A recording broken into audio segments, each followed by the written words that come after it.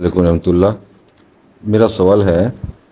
میں نے سنا ہے کہ جس طرح سید خاندان کے لوگوں کے لیے صدقہ لینا جائز نہیں ہے، کیا زکوٰۃ کے بارے میں بھی کوئی ایسی روایت ہے کہ زکوٰۃ سید خاندان کے لوگوں کے لیے جائز نہیں ہے،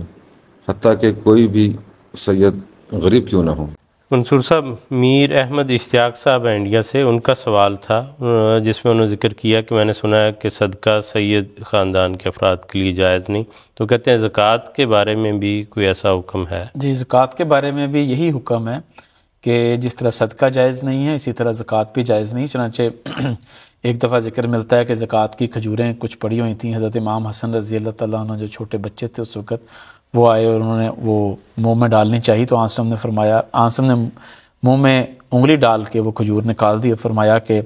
دیکھو ہم صدقہ نہیں کھاتے۔ تو صدقہ کا لفظ چونکہ وسیع ہے، میں صدقہ کے لفظ کی اس لیے وضاحت کرنا چاہتا ہوں کہ قرآن کریم میں جو زکوٰۃ ہے اس کے بارے میں صدقہ کا لفظ استعمال ہوا ہے۔ چنانچہ فرمایا خذ من اموالہم صدقۃ، ان کے مالوں میں سے صدقہ لے، یعنی زکوٰۃ لے لے۔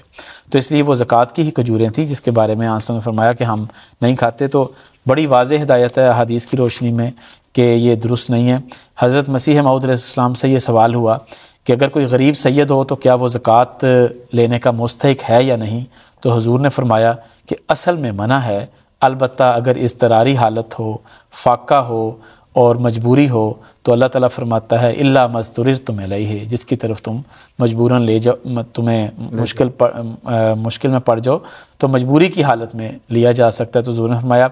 کہ اگر سید کو اور قسم کا رزق آتا ہو تو اسے زکوٰۃ لینے کی ضرورت ہی کیا ہے، البتہ اضطراری حالت میں لے سکتا ہے۔